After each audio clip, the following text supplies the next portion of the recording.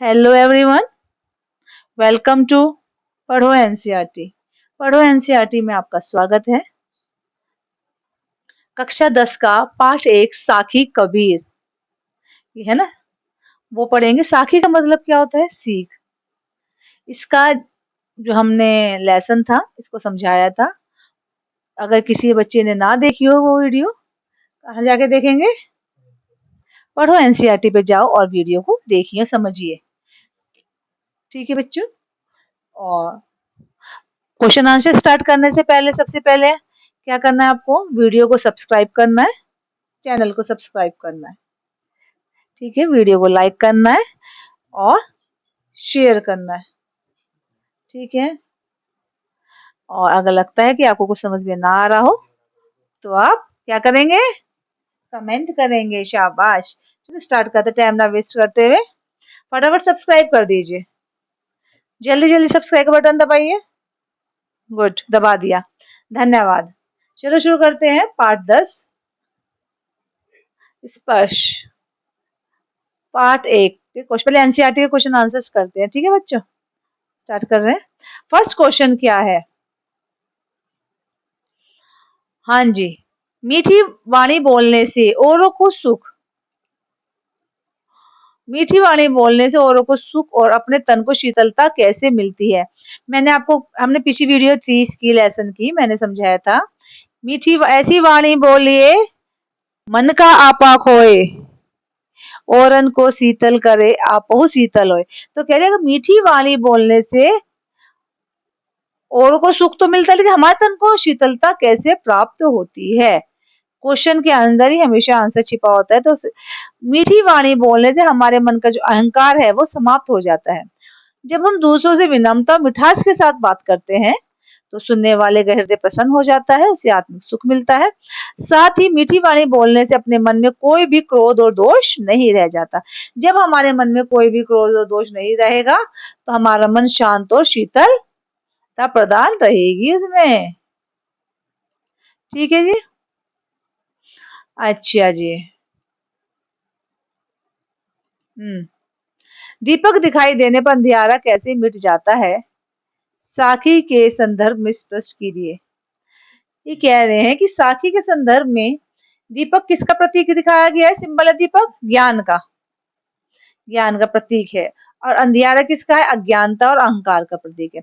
जिस प्रकार दीपक के जलने पर कमरे का सारा अंधकार दूर हो जाता है। जब हम दीवा जलाते हैं, दीपक जलाते हैं, लाइट जलाते हैं तो कमरे में जो अंधेरा होता है वो चला जाता है। उसी प्रकार जब मनुष्य के हृदय में ईश्वर भक्ति जागती है, हम ईश्वर को, अल्लाह को, वाहिगुरु को, यीशु को किसी भी रूप में हम पूजें, भक्ति करें। आप देखिए कोई भी भक्ति कर रहा होगा किसी भी रूप में, हिंदू, मुस्लिम, सिख, ईसाई, क्रिश्चियन, कोई भी हो, अगर वो ईश्वर भक्त है, गॉड को मानता है, ज्ञान रूपी दीपक का प्रकाश प्रज्वलित करता है तो उसके अंदर से अहंकार रूपी और अज्ञानता रूपी सारा अंधकार खत्म हो जाता है। तो अहंकार मनुष्य के हृदय में कौन खत्म करता है? हमारी ईश्वर भक्ति। ठीक है जी। नेक्स्ट क्वेश्चन है, ईश्वर कण कण में व्याप्त है पर हम उसे क्यों नहीं देख सकते? ठीक है, तो इस पे क्या, जैसे दोहा था, कौन सा कुछ याद है?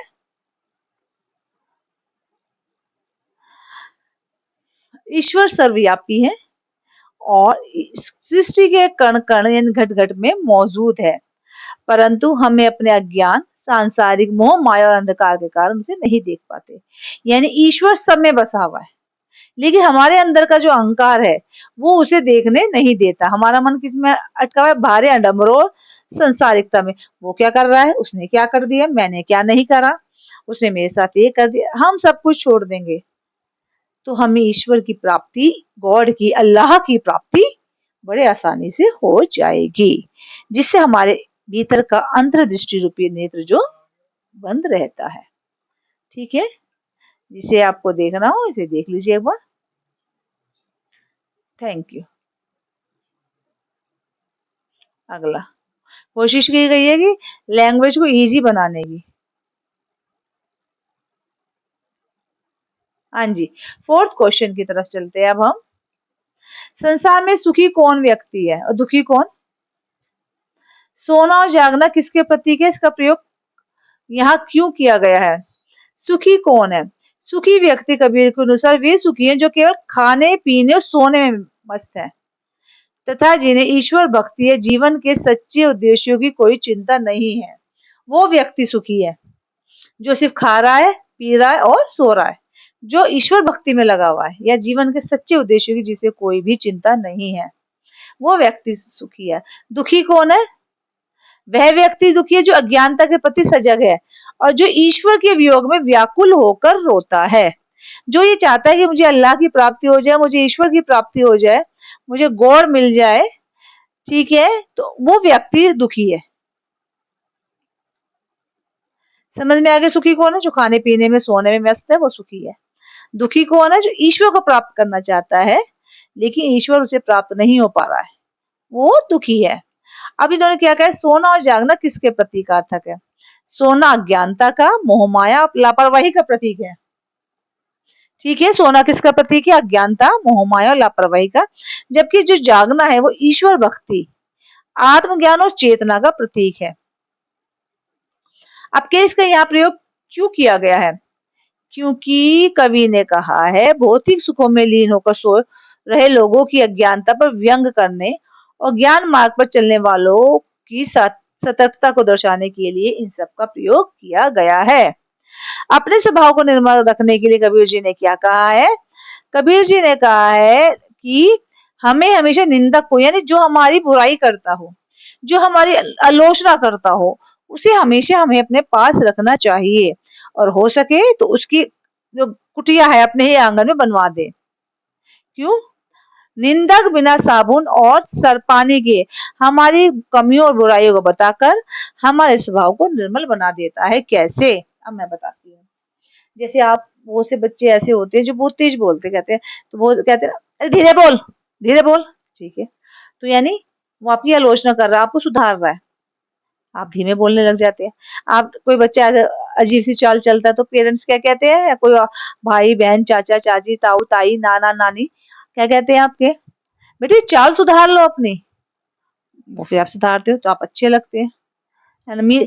लड़ते हो आप तो आपको क्या कहा जाता है? लड़ो मत। तो ये जो निंदक है, आलोचक है, इन्हें आपको हमेशा अपने पास रखना चाहिए ताकि आपकी कमियों व बुराई को बताकर आपको सही बना सके। ठीक है, आगे चलते हैं क्वेश्चन पे। छठा क्वेश्चन है जी आपका।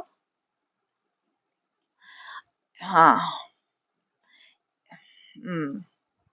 एक ही आशीर पीव का पढ़े सु पंडित होए, यानी पोथी पढ़ी पढ़ी जगमुआ पंडित भयानक होए। यानी इसका मतलब कबीर जी कहना चाहते हैं कि बड़ी बड़ी जो पोथियां पढ़कर, किताबें पढ़कर कोई सच्चा ज्ञानी या पंडित नहीं बनता। यदि कोई व्यक्ति प्रेम या ईश्वर भक्ति का एक अक्षर भी पढ़ ले सच्चे मन से तो वो सच्चा ज्ञानी या पंडित बन जाता है। कबीर की उद्धत सखियों की भाषा की विशेषता स्पष्ट कीजिए। उन्होंने सुगड़ी और पंचमेल खिचड़ी। कबीर की भाषा में अवधी, राजस्थानी, भोजपुरी, पंजाबी और खड़ी बोली के शब्दों का सुंदर मिश्रण है। जो उनकी जन भाषा है, उनकी भाषा जन साधारण की भाषा है जो सीधे दिल को छूती है। तद्भव और देशज शब्दों का प्रयोग किया गया है। बाणी, आपा, नेड़ा, साबड़, आशीर, ठीक है, गयता, छद, बंधुता, रूपी सखिया मुख्य रूप से दोहा छंद में रचित है जिनमें लय और संगीतता का भाव है। बच्चों ये तो हो गए आपके क्वेश्चन, ठीक है, एनसीईआरटी के भी चल रहे हैं। अब आपको दे रखा भाव स्पष्ट करना है इनका, ठीक है। अब कैसे करेंगे हम? बिरहा भुवंगम तन बसे मंत न लागे कोय। इसका मतलब है जब किसी व्यक्ति के मन में ईश्वर के प्रति राम के विरह रूपी, ठीक है, सांप का वास हो जाता है तो उस पर कोई भी तंत्र या मंत्र काम नहीं करता। यानी अगर वो ईश्वर के लिए तड़फ रहा है ना, ईश्वर के विरह रूपी, यानी ईश्वर के जो विरह में जो भुजंग में सांप उसके अंदर वास कर जाता है तो उस पर कोई भी तंत्र मंत्र काम नहीं करता। ईश्वर के वियोग में तड़पने वाला भक्त जीवित नहीं रह सकता और यदि वो जीवित रह भी गया तो वह लोक लाज भूलकर बोरा हो जाता है, पागल हो जाता है। ईश्वर को पाने के लिए अगर वो सब कुछ तंत्र मंत्र अंत्र सब कुछ करने की जरूरत नहीं है, सिर्फ भक्ति की जरूरत है। अगर उसे नहीं मिलता तो वो जीवित नहीं रहता, अगर रह भी गया तो वह लोक लाज भूलकर बोरा सा हो जाता है। नेक्स्ट है भाव स्पष्टीकरण है। कस्तूरी कुंडली बसे मृग ढूंढे बनवाए। जिस प्रकार कस्तूरी हिरण की अपनी नाभि कुंडली में ही, यानी कस्तूरी हिरण की अपनी नाभि में ही विद्यमान रहती है, परंतु वो क्या करती है, सुगंध से मोहित होकर इधर उधर पूरे जंगल में ढूंढता फिरता कि खुशबू कहां से आ रही है। ठीक उसी प्रकार मनुष्य के हृदय में प्रभु का वास है, ईश्वर का वास है, किंतु हम अज्ञानी उन्हें कहाँ ढूंढते, मंदिर मस्जिद तीर्थों में खोजते फिरते हैं। ठीक है, जब मैं था तब हरि नहीं, अब हरि है मैं नाय। अब इसमें हरि में मैं हो गया अहंकार, ईश्वर हरि यानी एक साथ, मैं माने मैं और हरि यानी अहंकार और भगवान एक साथ कभी नहीं रह सकते। जब तक मनुष्य के अंदर अहंकार रहता है तब तक उसे ईश्वर की प्राप्ति हो ही नहीं सकती। ठीक है, परंतु जब ईश्वर का शास्त्रकार हो जाता है तो अहंकार स्वतः ही खत्म हो जाता है। पोथी पढ़ी पढ़ी जगमुआ पंडित भाया ना कोई। संसार में ना जाने कितने लोग बड़ी बड़ी धार्मिक पुस्तक पढ़ ली, परंतु किसी को भी सच्चा प्राप्त ज्ञान नहीं हुआ। केवल कोरा पुस्तकीय ज्ञान मनुष्य को महान नहीं बना सकता जब तक कि उसके मन में प्रेम और आत्मीयता का भाव ना हो। चलो अगले क्वेश्चन पे चलते हैं।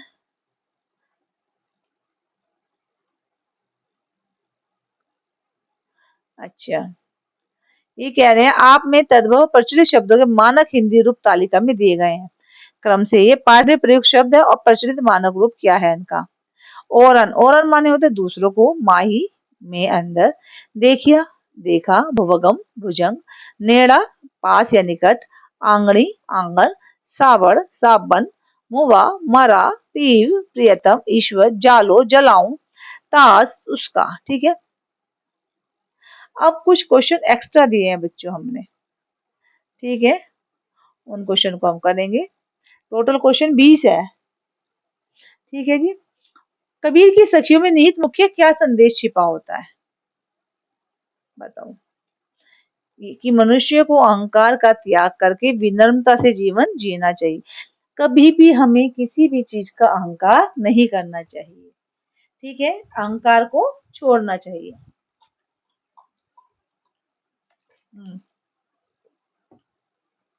बाह्य आडंबरों धार्मिक पाखंडों को छोड़कर मन की शुद्धता, सर्वव्यापी ईश्वर से सच्चा प्यार प्रेम और समाज में निंदकों को और आलोचकों के प्रति सकारात्मक दृष्टि अपनानी चाहिए। यानी जो हमारे आलोचक हैं उनके प्रति हमें हमारा पॉजिटिव पॉइंट होना चाहिए। अगला है हम घर जानिए आपड़ा लिया मुराड़ा हाथ सॉरी। इसका मतलब है कबीर जी ने क्या है कि ज्ञान रूपी जलती हुई लकड़ी, मुराड़ा हो गया लकड़ी, हाथ में लेकर अपने विषय वासनाओं मोह माया और अहंकार रूपी घर को जलाकर नष्ट कर दिया है। ठीक है, अब उन लोगों को भी अज्ञान रूपी घर जलाने को तैयार है जो उनके साथ ईश्वर भक्ति पर चलना चाहते हैं। अगला है कबीर जी ने भाई आडंबरों की अपेक्षा अनुभव ज्ञान को अधिक महत्व क्यों दिया है। क्योंकि जो शास्त्रीय ज्ञान है, किताबी विद्या मनुष्य में अक्सर अहंकार पैदा कर देती है, जबकि स्वयं के भ्रमण और जीवन के प्रत्यक्ष अनुभव से प्राप्त अनुभव ज्ञान ही सत्य और व्यवहारिक होता है। एक तो ज्ञान होता है बच्चों हम किताबों से सीखते हैं, किताबों से सीखे ज्ञान में हमें क्या आ जाता है, अहंकार आ जाता है। लेकिन जो ज्ञान हमें जीवन से मिलता है, अनुभव से मिलता है, अनुभव ज्ञान से ही ईश्वर का सच्चा साक्षात्कार हो संभव है, हो संभव हो सकता है, संभव है। ठीक है, 15 क्वेश्चन है आपका। साखी का क्या शब्द अर्थ है। जो साखी शब्द है संस्कृत के साक्षी शब्द का तद्भव है, जिसका अर्थ है प्रत्यक्ष ज्ञान या आंखों देखा सत्य। कबीर ने अपनी रचनाओं को साखी क्यों कहा है। कबीर ने देशांतन यानी स्थान स्थान पर भ्रमण करके जो सत्य और जीवन का अनुभव प्राप्त किया उसी को साक्षी देते हुए दोहों की रचना की, इसलिए उसका नाम साखी रखा गया। समझ में आ गया? यानी साखी शब्द संस्कृत के साक्षी शब्द का तद्भव भाव है, जिसका अर्थ होता है ज्ञान, प्रत्यक्ष ज्ञान या आंखों देखा सत्य। ठीक है। कबीर ने देशाटन यानी अलग अलग स्थान पर घूमकर देखा, जीवन का अनुभव प्राप्त किया और उसी को साक्षी देते हुए दोहों की रचना करी। निंदा की आंगड़ी कुटी बंधाए रखने से क्या अभिप्राय है? इसका मतलब है कि आलोचक हमारी त्रुटि और कमियों को उजागर करते हैं, यदि हम उसकी बात को पॉजिटिव रूप से लें, हम बिना किसी प्रयास के अपने व्यवहार को सुधार सकते हैं। राम योगी ना जीवे, जीवे तो बोरा होए। इसका मतलब है कि पंक्ति में राम से प्यार करने वाले या ईश्वर के प्रति अनन्य प्रेम रखने वाले सच्चे भक्त की विरह दशा का वर्णन किया गया है कि सच्चा भक्त ईश्वर के बिना एक पल भी नहीं रह सकता। यदि वो रहता भी है तो संसारिक मोह माया से परे होकर ईश्वर प्रेम में लीन हो जाता, बोरा हो जाता है, पागल की तरह रहता है। कबीर के अनुसार ज्ञान की प्राप्ति में अहंकार किस प्रकार बाधक है? मनुष्य के भीतर अज्ञानता को पैदा करता है, अज्ञानता का अंधकार पैदा करता है। कौन? अहंकार। मैं अहम ब्रह्मास्मि न भूत न भविष्यति, ऐसे कहते थे रावण जी। ये ठीक है। तो जब तक मनुष्य स्वयं को बड़ा और सर्वज्ञ मानता है, तब तक उसके हृदय में ईश्वर या सच्चे ज्ञान प्राप्त नहीं हो सकता।